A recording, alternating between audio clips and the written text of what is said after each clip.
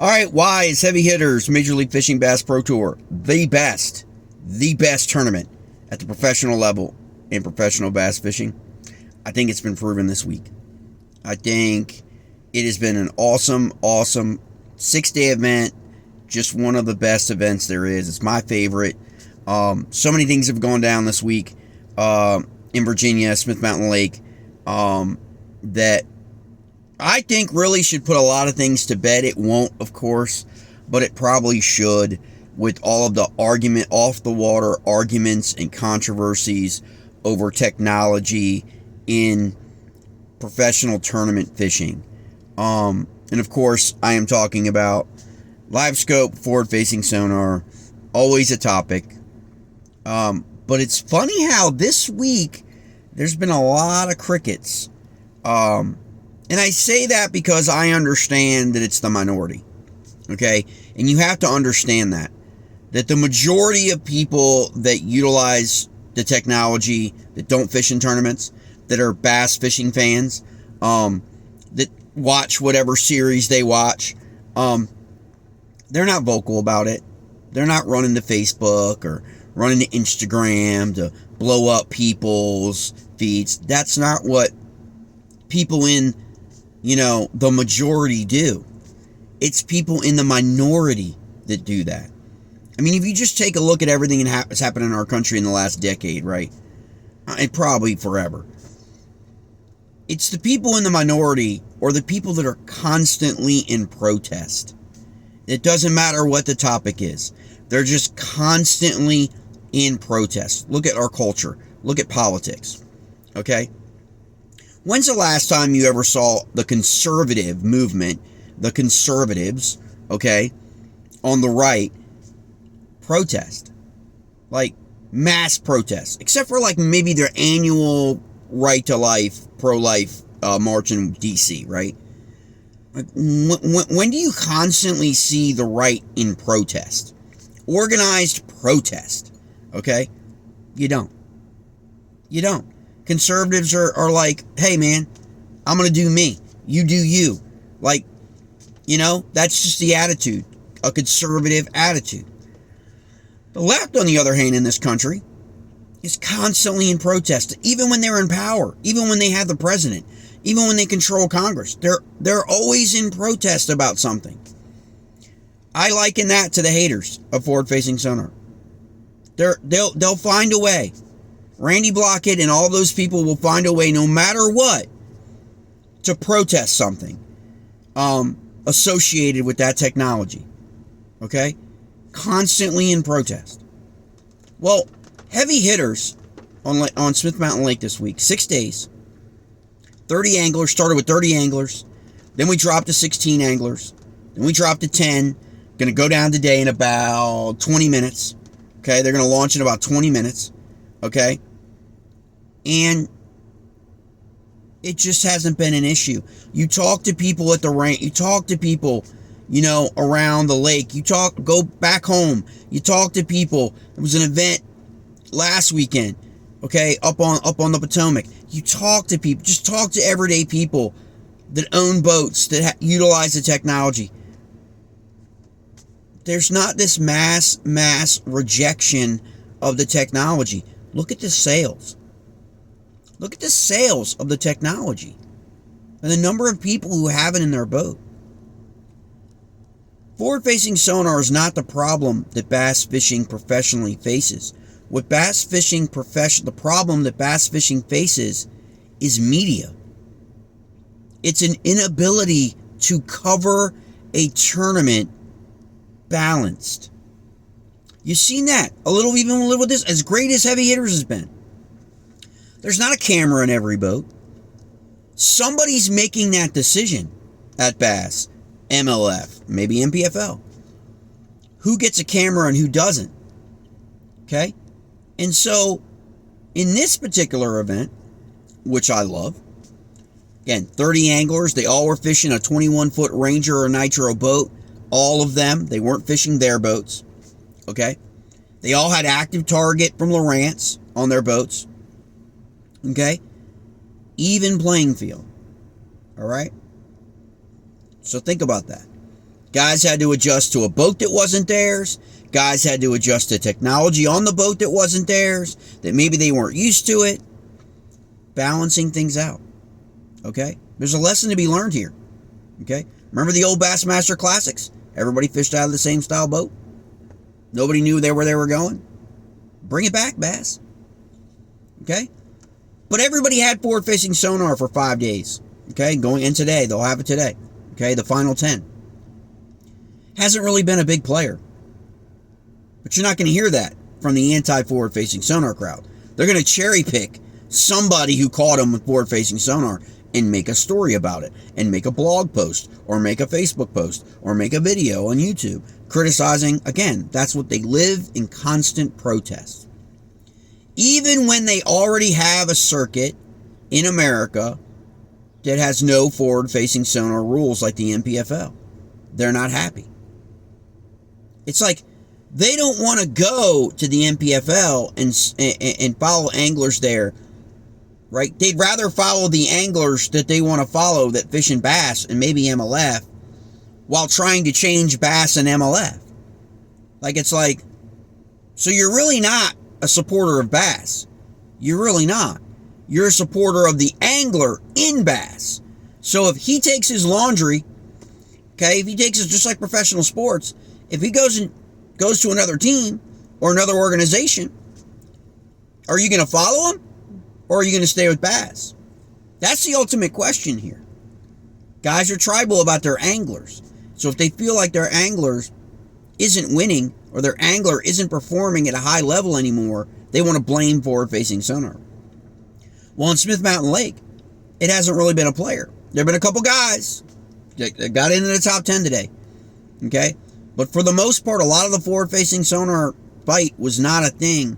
If you go back from the weekend on, a lot of guys fish the Roanoke River. A lot of guys fish Blackwater. A lot of guys use the spinner bait, the buzz bait. Tons of different things, okay? Just because, okay? And I want to say this to everyone. I'm trying to be genuine and sincere about it. You can't judge a tournament solely based on what the tournament shows you via the camera, okay? Especially when there's 100 anglers in an event and they're only showing you a couple anglers. And maybe sometimes they're picking the top anglers, and the top anglers on the series and the AOI standings, they pick a guy, and that guy may be a guy who's staring at a screen. But that doesn't mean that the majority of people fishing the event are staring at the screen. Okay? And so it comes down to who are they going to cover. Fortunately, MLF did an awesome job this week of covering Mike O'Neill. And also covering people that were Drew Gill a little bit, Justin Lucas a little bit, that were utilizing a lot of techniques. They didn't sit in the boat for one guy staring at a screen.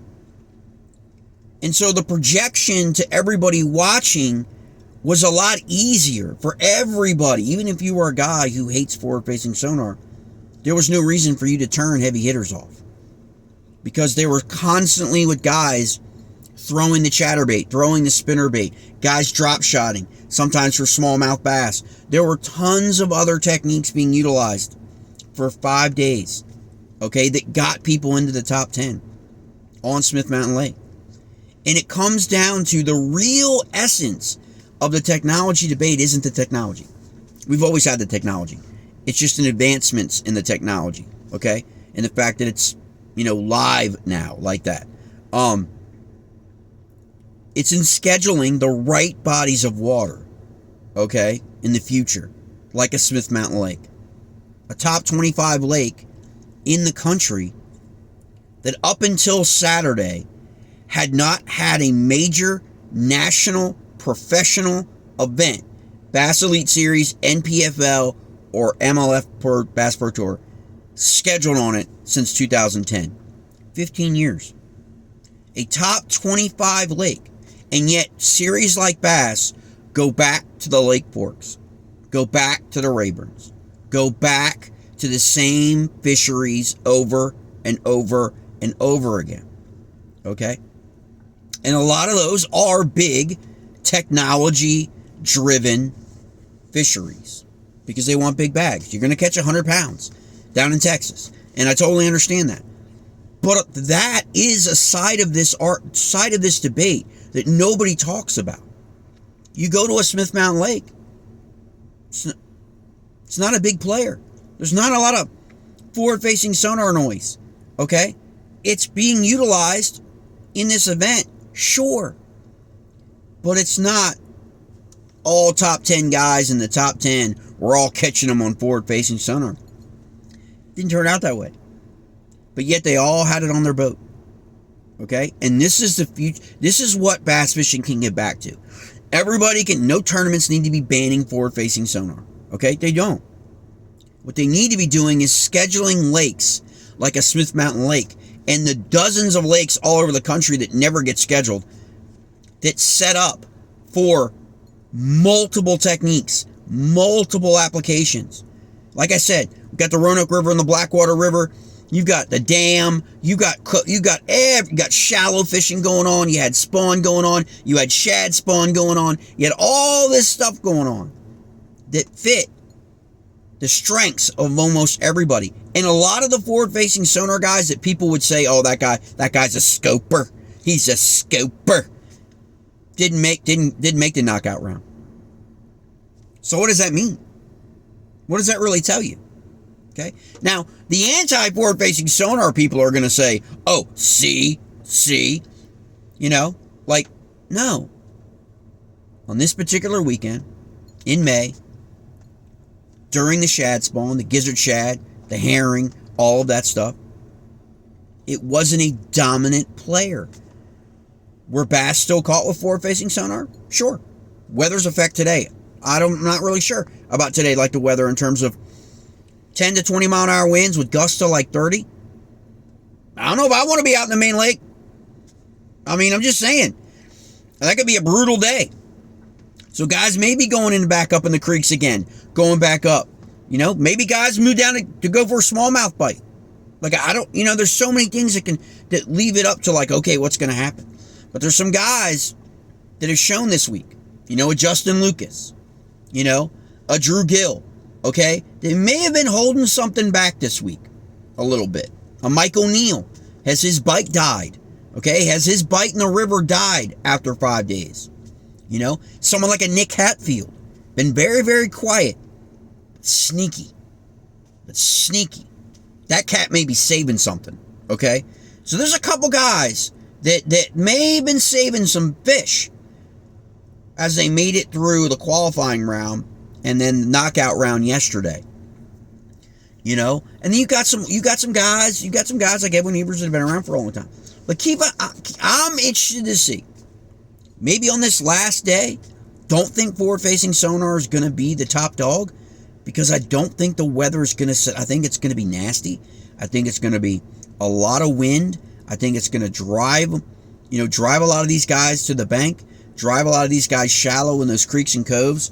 Whether we're talking about up lake, above Hales Bridge, or below, towards the bottom, and people are going to go Craddock and Twitcher or bottom, lower west, Arrowwood, and going down there. I mean, there's so many options. It's a one-day tournament reset event, guys. A one-day event. This thing reset for the knockout round yesterday, and it's now resetting again. And there could be some guys that are just going to go hunting for that big bass, for that big check, right? That they've been paying out each day for big checks. So there's so many cool dynamics to this event, 30 anglers showed up, okay, at Smith Mountain Lake.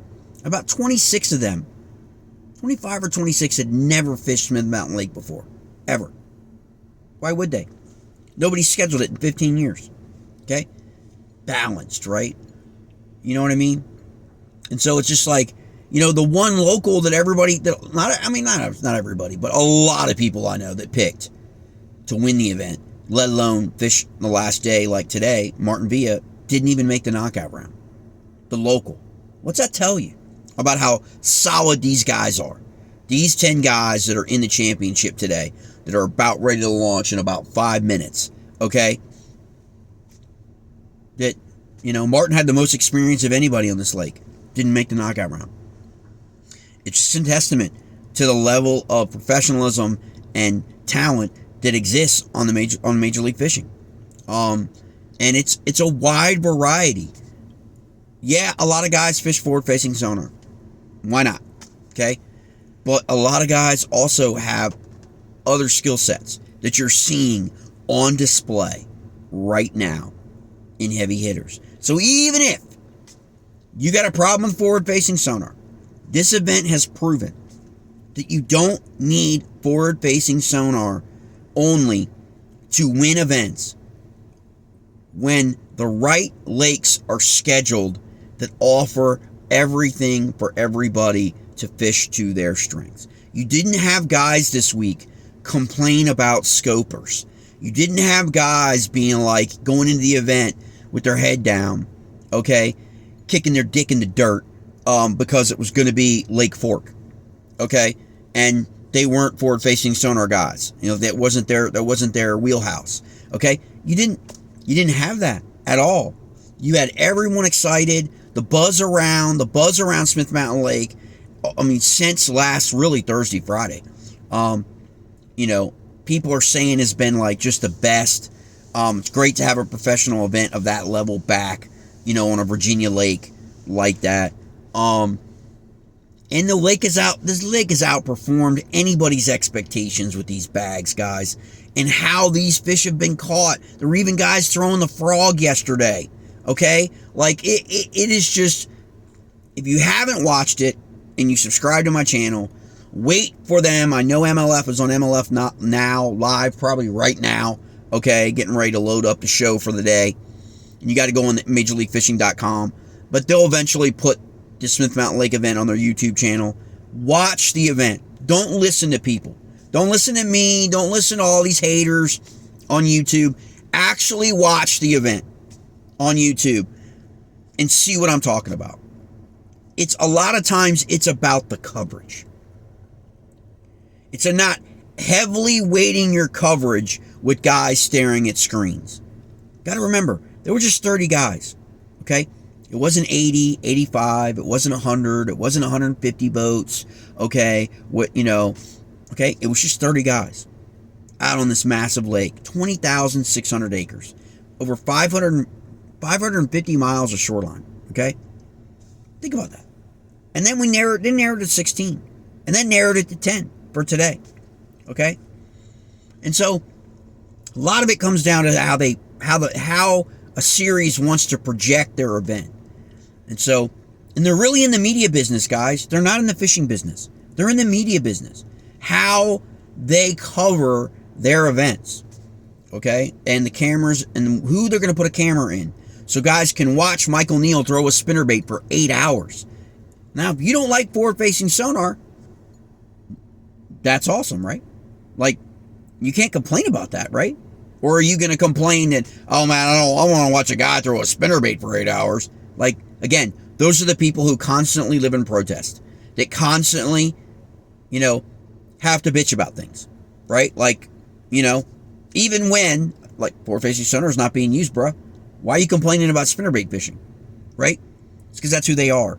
And that's where they are, in their own place and in their own life. And they're probably not happy. And they're probably miserable, okay? And, you know, and they're resentful, and they're all that, whatever it is, that the only outlet they have is social media. That's who I think most of the anti-forward-facing sonar people are. I really do. They live in constant protest. If it wasn't forward-facing sonar, it would be something else, okay? And these organizations just have to dismiss that noise. They really do. Because it's not the majority of people. 8 out of 10 people. 8 out of 10 people I've talked to. And I'm doing, everywhere I go, I'm asking the same questions. How do you feel about forward-facing sonar? Do you own it? Would you consider buying it in a year? How do you feel about it in major tournament fishing? Do you think it should be limited? I ask all these questions of people that I run into everywhere, okay? 8 out of 10 people support forward-facing sonar. But if you turn on Facebook, or maybe even turn on YouTube, you wouldn't think that. You'd think it would be like 2 out of 10. It's not. The majority of people want professionals to be able to utilize the technology, okay? But at the same time, they want entertaining. They want an entertaining live stream, live feed. And they want diversity. And they want to see it. And when you go to a lake that allows for that diversity of technique to rise to the top, That's what we want. And that's what MLF hit out of the park this week with Heavy Hitters, with Smith Mountain Lake. I hope other event series schedule Smith Mountain Lake. I hope NPFL is listening, because it's proven that you can catch 75-pound bags, in the MLF style format. So I don't know what I think Neil's might have been a 25-pound bag, maybe 20 to 25-pound best five. I'll have to double check and look at that. What his fish, from qualifying, but it's proven if you don't have forward facing sonar, Smith Mountain Lake's a great place to come and fish, because they caught a ton of fish without forward facing sonar, guys. Okay, it's not the end. The technology's not going to end bass fishing. It's not going to ruin professional bass fishing. Okay, guys are still out there throwing all of these baits. Okay, it's what gets covered, okay, by the organizations on their live streams and MLF Now, and whose boats have the cameras, okay? It is a bigger issue than the technology. Again, there were probably plenty more guys of the 30 that maybe started out with forward-facing sonar on Saturday and Sunday, realized that bite wasn't happening, or they weren't catching any fish, and they weren't on the stream. They weren't on the live, right? Who was on the live? The guys up in the creeks freaking fishing shallow, catching the fish.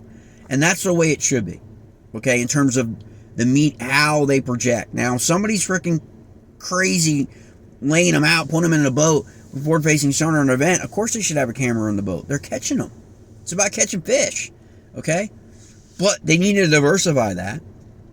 Diversify their coverage throughout 6 days, like I believe MLF has done. To give everybody, every kind of fan, from whether you're a shallow guy, top water guy, forward-facing sonar guy, whatever you are, you could have watched MLF Heavy Hitters this week and enjoyed the event. This has been the best event I've seen in probably 2 years in professional bass fishing. In coverage, on the water, angler coverage, and the diversity of techniques. So we're looking forward to championship. It's gone. They've launched now. So MLF Live, going on Major League Fishing, or MLF Now, MajorLeagueFishing.com. Again, we're down to 10 now. Keep an eye on those guys. I think Lucas may hold some back. Hatfield, keep an eye on Hatfield. If there is a forward-facing sonar bite, maybe Drew Gill. But it hasn't really been there, unless he's been saving something. Hadn't really been there this week. And with this weather being what it is, with these crosswinds up there in the mountains, man, I mean, that'd be a rough day to go. So my guess is this thing is going to get one in the creeks. So best everybody, please like and subscribe to the channel. Appreciate everyone to love. Appreciate the love. Cross 25,500 about 7 or 10 days ago. It's really great. I want to thank everybody who has been a subscriber to the channel and supported this channel for the last 2 years. Really can't wait to get back out on the water, get some fishing in. The weather hopefully it's going to flip here in Virginia. Tons of rain. Rivers are up again 4 feet in the last 24 to 48 hours because we got a shit ton of rain. Just been a crazy 2 weeks with this high water in our rivers. So we'll get back to being out on the water, back to doing some fishing videos coming up here, hopefully starting next week after Memorial Day. Everybody have a blessed Memorial Day weekend. Family, friends. Remember why we celebrate it. Seriously. Remember why we celebrate Memorial Day. I know it's all great with the cookouts and all that stuff, but also keep in your prayers for the families that have lost loved ones, recently or decades ago, in support of the defense of this country. My own father, pushing 98 years old, World War II vet. I think about him, and his service, you know what I mean, and the guys that he's lost. He's the last person left from his squadron, alive from World War II. And so, you really think about that kind of stuff on Memorial Day, especially as you get older, about the people that we've lost. But let's not forget about the people that are still here, the people that are with us still today, that are struggling, that are veterans, that are struggling, from their service. We can't forget them. We can't forget the living. We need to honor the dead, certainly, and honor those on Memorial Day and things like Veterans Day. But we need to also honor the living, the guys that are still carrying things with them, going forward. I hope everybody knows that, understands that. But again, enjoy your Memorial Day weekend. Big lacrosse weekend coming up for me, guys. Massachusetts, Foxborough, I guess, or Gillette, for the Final Four for the NCAA Lacrosse Championship, and the Terps will be facing off in the Final Four and against Syracuse in the semifinal. And then the other one, obviously, Cornell is probably the favorite, but we'll see what happens. We will see what happens this weekend, guys. All right, I'll see you next time.